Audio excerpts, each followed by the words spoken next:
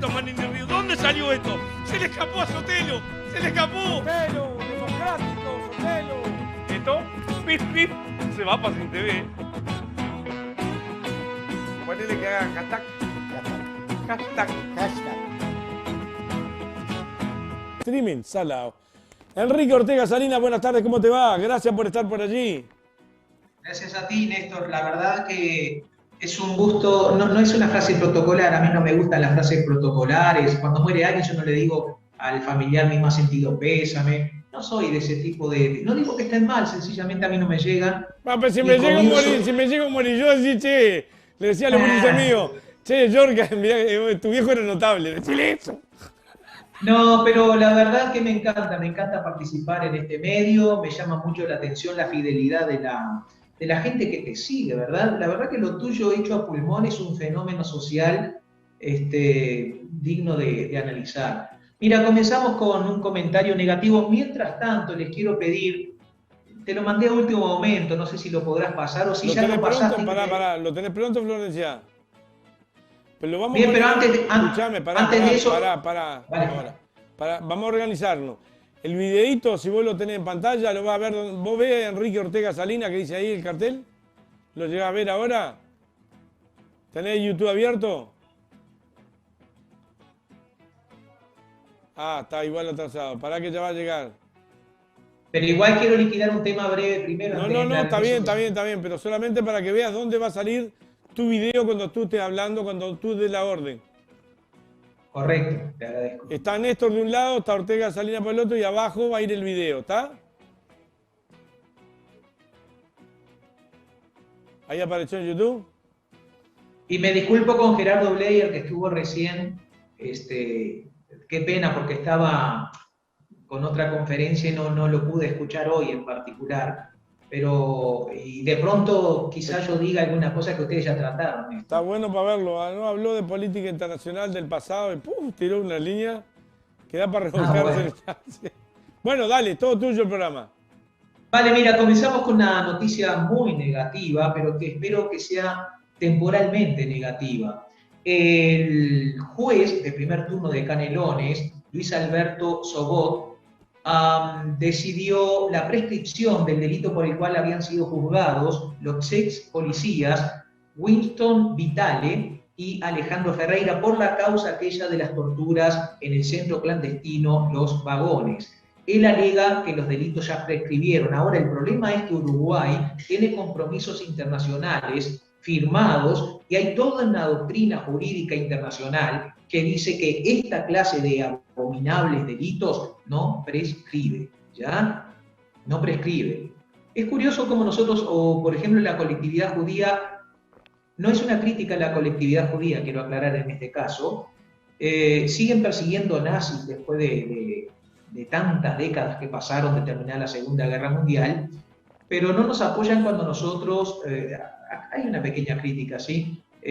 Tratamos de que se haga justicia con estos seres abominables que violaban, que torturaban, que secuestraban niños, ¿ya? Que los regalaban a otras familias de militares y de policías. O sea, hay cosas que no tienen perdón, que asesinaron a mujeres embarazadas inclusive, ¿verdad? En general te estoy hablando de los distintos casos. Bueno, los uruguayos ahora bien sabemos lo que se hacía en aquellos centros clandestinos de reclusión durante la dictadura de 1973 a 1985, la dictadura blanquicolorada militar. No olvidemos eso. A veces solemos decir la dictadura militar, otros ya con la mentalidad más abierta, dictadura cívica militar. No, el término concreto es, y que me disculpe Salle si le copio un poco el estilo, blanquicolorada militar. ¿Ya? En otro momento daremos nombres para recordarle a la gente lo que fue esa dictadura. Por supuesto que todavía queda el recurso de reposición y de apelación, que esto lo va a presentar el abogado de las víctimas, Pablo Chargoña, ¿bien? Y también está el fiscal especializado en crímenes de lesa humanidad, Ricardo Percivale, que van a presentar ambos recursos. Si no funciona uno, funcionará el otro. Y por otra parte hay una segunda decisión, pero en este caso de la Suprema Corte de Justicia, que se niega a reabrir el caso de Vladimir Roslik. el médico, aquel que fue torturado y asesinado en una dependencia militar. ¿Por qué dice que no se puede reabrir? Porque lo considera cosa juzgada, ya que en aquel momento la justicia militar, la corrupta, cómplice y totalmente podrida justicia militar, no digo podrida como el término barato de insulto, sino que proviene de podredumbre, y tengo con qué respaldar mis palabras en un juzgado. Fíjate que condenó al mayor Sergio Cobarrer a la pena. A ver, vamos a entendernos. Hablamos de alguien que fue torturado y asesinado, que eran varios oficiales que estaban involucrados allí, y que al mayor Sergio Cobarrer, que se le agarró de cabeza de turco, se le dieron 4 meses y 18 días de prisión. 4 meses y 18 días. Una verdadera vergüenza. Para mí ese fallo es totalmente ilegal e inconstitucional. Menos mal que ya no tenemos encima nuestro colaborando con los cómplices, con estos torturadores y degenerados uniformados, que no estoy hablando obviamente de todos los uniformados, ¿no? Sino específicamente de los responsables de este tipo de crímenes. Ya no tenemos a la justicia militar colaborando con ellos, que es una aberración absoluta. Ahora sí, quería hacer este comentario. Creo que esta es una mala noticia, pero al corto tiempo, que va a terminar cayendo, porque Uruguay se expone a sanciones internacionales, insisto, por convenios que ha firmado en materia de derechos humanos. Te voy a pedir lo siguiente.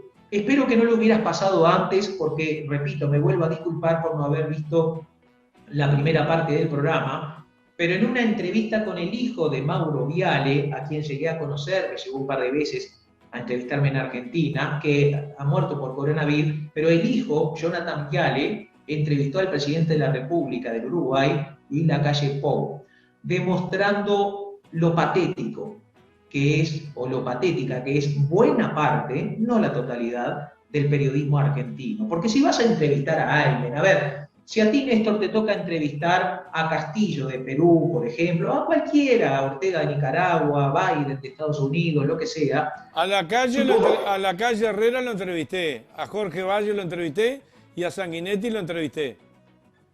Perfecto, pero no vale el ejemplo para lo que te voy a decir, porque tú para ellos, para entrevistarlos a ellos te preparaste toda la vida, porque dominas todo lo que fue la gestión respectiva, ¿verdad?, de cada uno.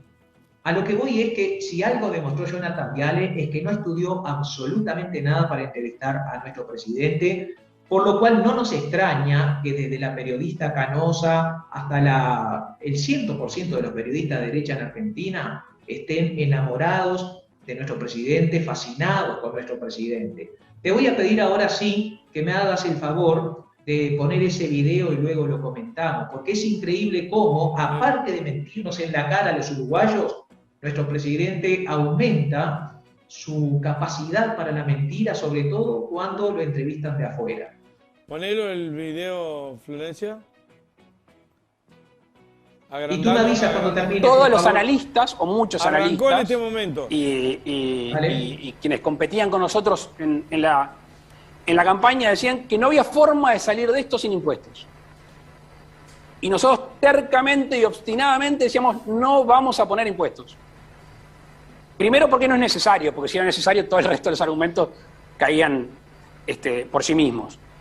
Y pasamos la pandemia, hicimos un gasto importante desde nuestro punto de vista en el 2020 y ahora tenemos un gasto mayor previsto por la pandemia en el 2021 y ahorramos más de 600 millones de dólares.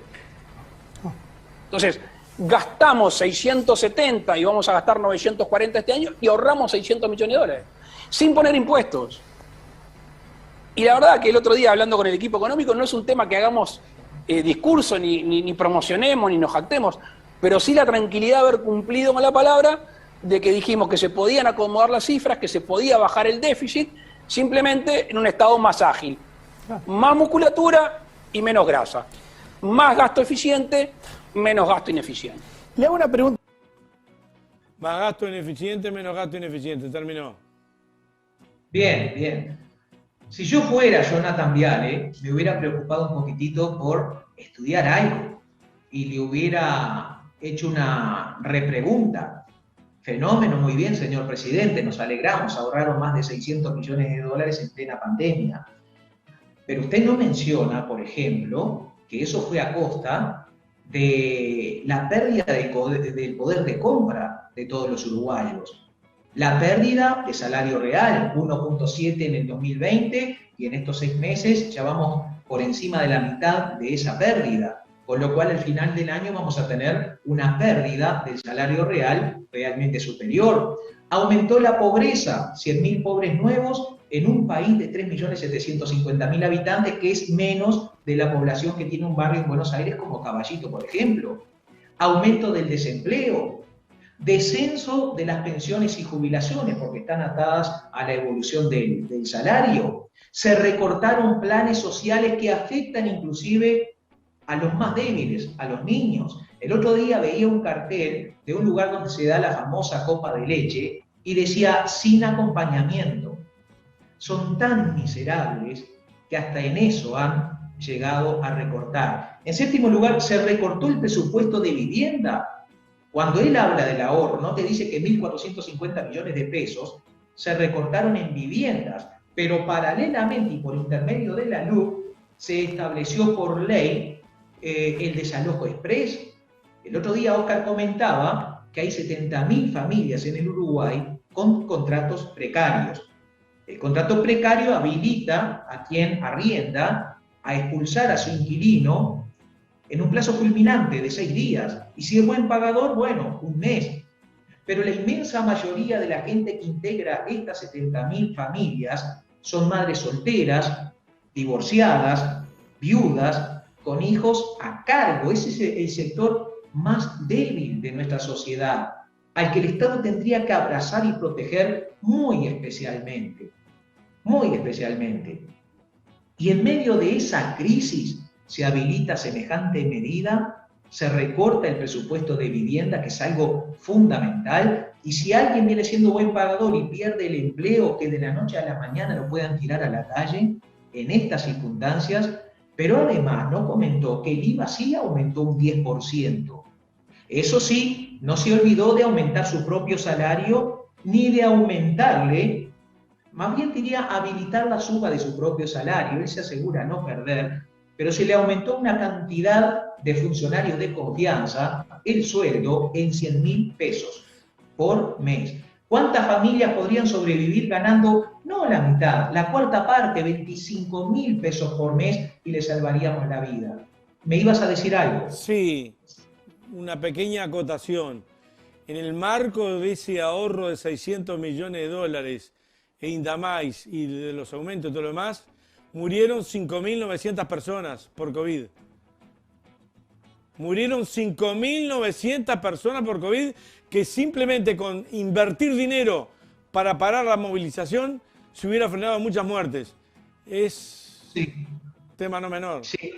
Recuerdo cuando Humberto de Vargas le preguntó a Olesker, muy ofuscado Humberto de Vargas, por la propuesta de la renta universal, y la verdad que lo sacó medio a la apurada y Olesker no le respondió lo que correspondía. Porque Humberto de Vargas decía, pero usted pretende de que a mí, si cierran el canal 10, me paguen mi sueldo. No, Humberto, y te lo digo afectuosamente porque me trataste muy bien, espectacularmente bien cuando fui al canal 10. No, no es para ti, no es para mí. Nosotros, digo, quizás no seamos multimillonarios, pero tenemos un techo, tenemos la comida. Es para la gente que realmente precisa. Eso no es demagogia.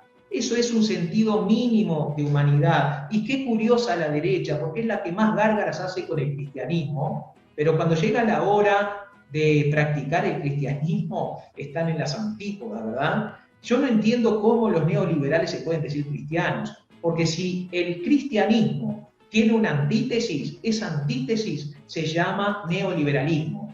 Neoliberalismo es sinónimo de solidaridad. Perdón, cristianismo es sinónimo de solidaridad. Y neoliberalismo es todo lo contrario. Basta con leer el diario El País, cómo sus principales columnistas denostan la solidaridad. Bien, ahora también, debo decir en 10º lugar, que aumentaron las tarifas públicas, que se recortaron 9.000 becas estudiantiles. 9.000. A ver, 9.000 en Argentina, con 40 y pico de millones de habitantes, es nada. Pero estamos hablando de Uruguay. Es un drama tremendo. ¿Bien? Me parece que te equivocaste. ¿Por No qué? aumentaron la tarifa, ya te lo dijo el presidente. Son ajustes. Eso siempre la acomodan, siempre tienen. Ahora te voy a decir otra cosa. Pero también el presidente miente por omisión, porque hay jactarse. Dice, no nos estamos jactando, pero sí te jactaste, Luis. No es broma que tarados no somos. No mencionó los miles de micro, medianas y medianas empresas que tuvieron que cerrar. O sea, todo eso no lo comentó. Hay varias maneras de mentir. Una es no diciendo. O sea, una es distorsionar la realidad. Otra es no contando.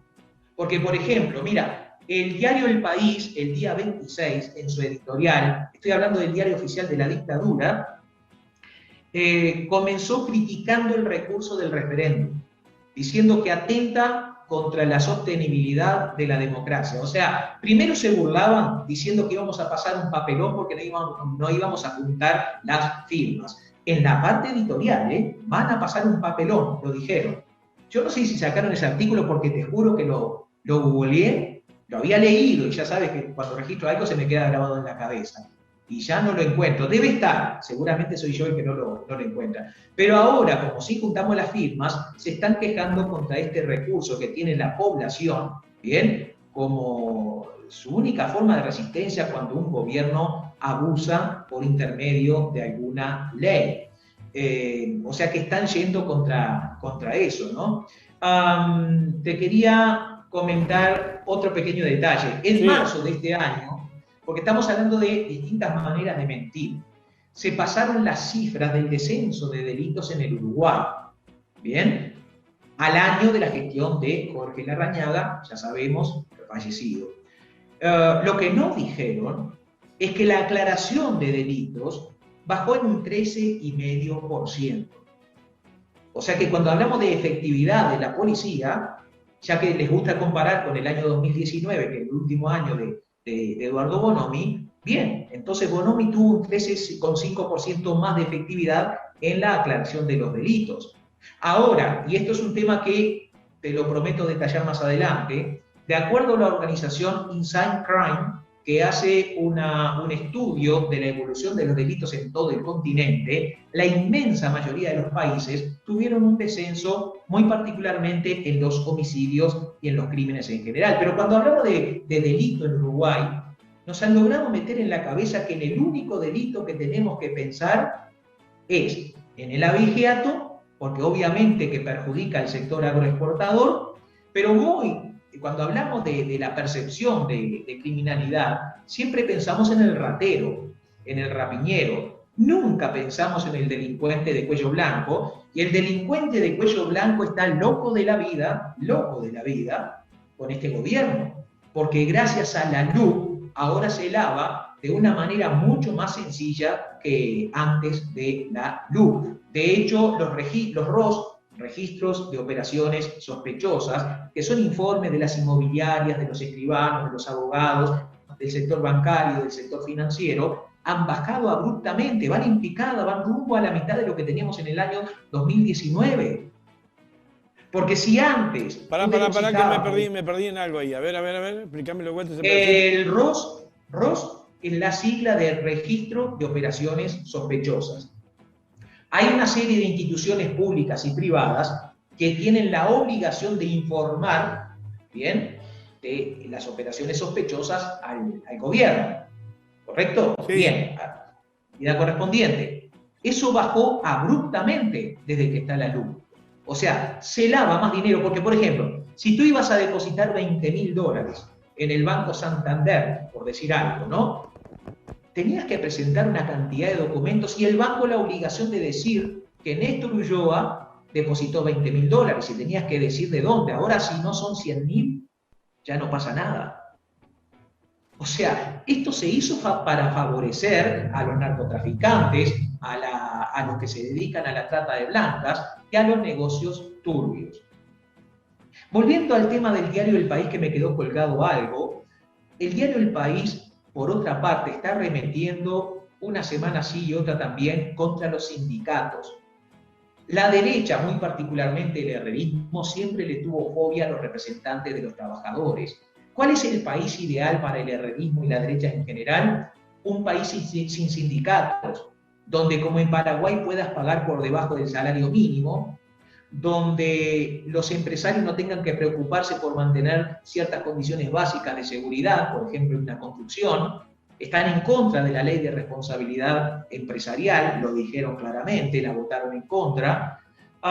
El país ideal para ellos es aquel en el cual, si el patrón le grita o hace abuso físico o verbal, lo mata a rebencazo, por ejemplo, lo castiga a rebencazo, como ya ocurrió el año pasado, en 2 puntos distintos del país, el peón se limita a agachar la cabeza y a decir sí señor o no señor. Siempre recuerdo algo, creo que te lo comenté, conversando con un taxista, le pregunté lo siguiente: dime, ¿qué diferencia ves en Venezuela desde antes que estuviera Chávez y ahora? O sea, esto fue allá por el 2000, estaba Chávez todavía, ahora que está Chávez. Dice, ¿sabe cuál es la diferencia? Rubio me decía, ¿cuál es la diferencia, Rubio? Que antes un patrón le gritaba a su empleado y agachaba la cabeza y guardaba silencio. Ahora levanta la vista, lo mira a los ojos y le pregunta, ¿por qué me está gritando? Lo que pasa es que Hugo Chávez ejerció la docencia como nunca vi en toda mi vida. Hasta el más humilde de los venezolanos domina ese librito chiquitito que es la Constitución de la República Bolivariana de Venezuela. Y es en lo que estamos fallando. ¡Ah, genial! Genial. ¿Qué te pasa? ¿Sabes qué? Mira, te aprovecho a comentarte, estamos haciendo un picoteo. Hugo Chávez cobraba un sueldo como retirado militar. Cuando llegó a la presidencia renunció a ese salario y se lo daba a, creo que eran 4 o 5 estudiantes, pero con una condición: tenían que ir todos los meses a la Casa de Gobierno, al Palacio de Miraflores, a presentar sus calificaciones. En una ocasión los atendió él personalmente y les decía, che, ¿por qué tenés baja historia? Y les daba una lección de historia que salían enamorados de la historia. Tú dirás, pero ¿cómo un presidente? Lo dijo Never Araujo, ¿cómo un presidente va a andar haciendo estas cosas? Pero te cambia la vida, ponete en la piel de un chico de 15 años, que el presidente va y te habla de esa manera, pero te comés los libros al día siguiente, ¿verdad? Acá yo me saco selfie. Tenía varias cosas para tratar. Entonces digo, no olvidemos que Jonathan Viale, en primer lugar, es un hombre de derecha. Bien, así que no debe de llamar la atención. Y en cuanto al diario El País, no solo era el diario oficial que usaban los militares, sino que también era el sector más anti-wilsonista. Eso parece que lo olvidáramos, ¿verdad? En fin, te dejo pasar un aviso, porque si no, no vas a poder facturar. Ah, pero sí te quería señalar lo siguiente. Fíjate que ahora están en contra de la reunión de firmas, pero cuando Larrañaga, ya que lo mencioné, juntaba las firmas para su campaña Vivir sin Miedo, ahí no estaban en contra del referéndum, o referéndum, como quieran llamarle, ¿no? Ellos, el diario El País, considera injusta la recolección de firmas que va a habilitar sin dudas el referéndum, porque dicen que Luis Lacalle Pou, en la campaña electoral, anunció la LUC. Sí, anunció el título, pero el contenido lo conocimos luego que llegó a la presidencia, y del desalojo express no había ni una sola palabra, ¿no? Hablando del diario El País, ¿te acordás que, yo no sé si salió en el diario El País, dicho sea paso, como yo no lo compro, le voy a preguntar a Franco. Franco lo compra porque dice que hay que leer todo. Gustavo Franco, que está los viernes. Pero hasta hace poquito, una semana atrás, salió que aquellos policías que estaban de investigación sacándole fotos a la gente que levantaba firma o que pintaba muros, ¿te acuerdas? Resulta que fueron mandados por la policía. Yo no vi el diario El País denunciando eso. No, es cierto. Y el ministro se tuvo que disculpar. ¿Te acordás que primero Heber Hablando de mentirosos, ¿no? El ministro Heber primero dijo que la policía estaba allí para que lo vigilaban, pero para cuidarlos. Para que estuvieran bien. Pero ¿quién les pidió protección? Luego tuvo que reconocer, porque estaba por escrita en la circular, la directiva, de vigilar como si fueran delincuentes a los que juntaban firmas para la LUC. Entonces, digo, no es cierto que Luis le hubiera dicho a la gente, o a todos los uruguayos, lo que iba a hacer. Dijo, voy a presentar un paquete de leyes.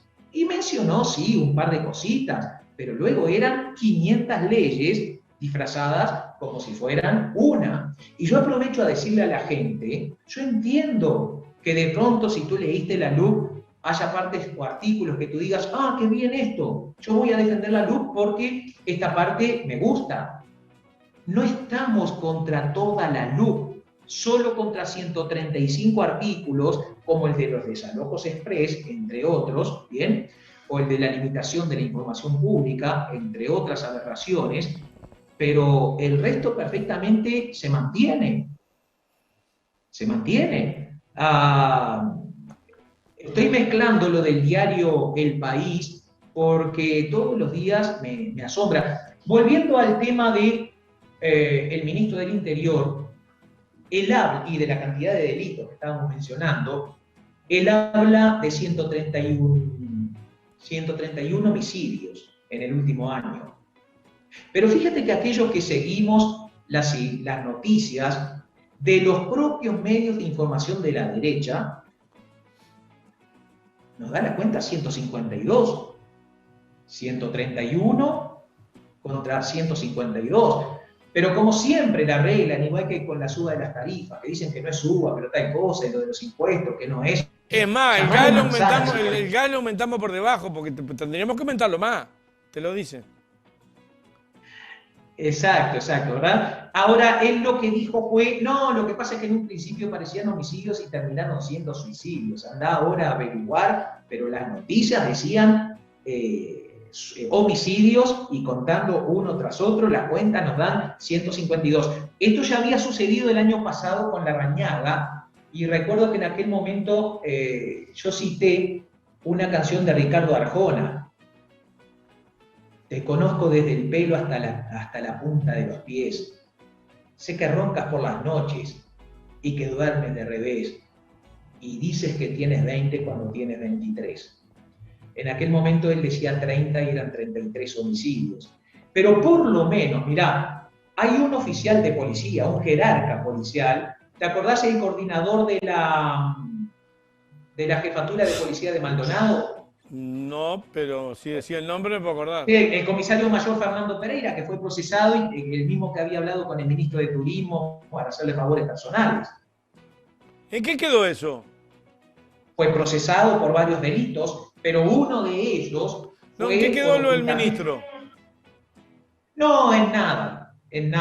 Si bien, porque a ver, hay dos aspectos, la justicia no puede condenar por una cuestión ética, por una falta ética, sí por cuanto se trate de un delito. Hay dos bibliotecas ahí como siempre, ¿verdad? Pero el hecho fue que este jerarca policial, comisario mayor Fernando Pereira, presionó a un particular para que no presentara una denuncia por abigeato, porque si no las estadísticas se nos van por las nubes. O sea, es un operador, o era un operador político. Bien, entonces ya tenemos por lo menos un caso, donde tengo el jarabe, bueno, no importa, un caso donde un jerarca policial reconoce que se falsean los datos. Yo realmente a este gobierno no le creo absolutamente nada de nada. La Asociación de Defensores de Oficio, por su parte, presentó una carta ante la Suprema Corte de Justicia manifestando que han aumentado los casos de abuso policial, sobre todo gracias a la ley de urgente consideración. Y tanto La Rañaga como Heber, pero tienen tanto, es tan grande el tupé de esta gente, acusan de mentirosos a los que dicen que aumentaron los casos de abuso policial. Pero no vimos todos los uruguayos cuando varios policías detenían a un adolescente obligándole a borrar su video mientras que uno le pegaba mamporros de atrás. ¿No vimos a aquel policía que detuvo a una mujer por robarse un chocolate y ejerció una violencia extrema contra ella? ¿No lo vimos? ¿No vimos a aquel policía en un asentamiento baleando a boca de jarro con estas balas de goma a una mujer que quedó con unas heridas tremendas? Las cicatrices todavía las tiene. O sea, todos vimos esta clase de abusos, pero no fueron tres casos. Fueron muchísimos casos. Realmente se han multiplicado los casos de abuso policial. Esto incluso en otro programa contigo. Ahora que me picó la nariz, si se fijan bien en el video que acabamos de pasar, cuando el presidente se jacta ante la prensa argentina, se toca la nariz. A mí me picó realmente. Pero en psicología se dice que cuando te pica la nariz es porque tenés el síndrome de Pinocho. Qué casualidad, en el momento cumbre de su entrevista, al presidente le pica la nariz. Yo me tapé la nariz por la duda. ¿Cómo? Yo me tapé la nariz por la duda. Pero como te decía... Escuchame, pará, antes, estamos casi en hora, pero antes que te me vayas. 2 minutos. Ya que estás hablando de Heber, háblame del puerto. Bueno, hablando de mentiras, la mentira más grande que se le ha dicho a los uruguayos, además de las tarifas y otras cosas, hubo mentiras por omisión, porque en la campaña electoral la calle nunca prometió bajar el presupuesto de vivienda de 313 millones de dólares que teníamos en 2019 con el Frente Amplio. A ver, tome nota, señora y señor, vecino, vecina, tomen nota. En el 2019, ya te respondo la pregunta, con el Frente Amplio el presupuesto para vivienda era de 313 millones de dólares. Ahora es de 187 millones de dólares. En algún momento de su campaña el presidente dijo, les prometo bajar de 313 millones de dólares a 187 cuando yo llegue al gobierno. No. Pero la gran mentira por lejos y que produce un perjuicio enorme al Uruguay es el haber dicho que esta empresa portuaria nos iba a demandar por una fortuna también y que tenían el juicio ganado, lo cual es una reverenda mentira, porque se basaron en informes de los abogados de esa empresa. ¡Ah, qué chiste! ¿Y qué van a decir? ¿Que no, que hay gran posibilidad de que el Estado uruguayo salga indemne o salga victorioso? Todos recordarán cuando la Philip Morris demandó al Uruguay también por una fortuna y quedó patinando en el barro. Perdió Philip Morris, una multinacional muy poderosa, pero la razón le asistía al Estado uruguayo. Y no hay ningún jurista serio en este país que pueda decir que esa empresa portuaria, Catoen Nati, o como diablo se pronuncie, porque hay distintas versiones al respecto, le vaya a ganar o le fuera a ganar al Estado uruguayo. No sé por qué hablan de 50 años, porque estos son 60 años de entrega de uno de los servicios más lucrativos del puerto. No sé si era esa la... Sí, era esa la pregunta. En realidad era esa la pregunta y se me suman más, pero bueno, nos tenemos que ir. Qué lástima. A propósito, Caras y Caretas me envió la tapa del próximo fin de semana. A ver, tirame la tapa que la tenemos. Pará, creo que es esta. Ahora te la paso. No, pero la tenemos acá, la tenemos acá. Ah, vale. La hora de los mentirosos. A ver, ¿la podemos tener? Creo que sí, que la que está vestido de... A ver, nuevas andanzas, no, la que tengo nuevas andanzas de... No, esa nuevas andanzas de Pampita y su Arlequín. No, pero la próxima que ahora te lo mando es la hora de los mentirosos. Tratar de mentiroso a un presidente, a un ministro y todo su entorno es algo grave.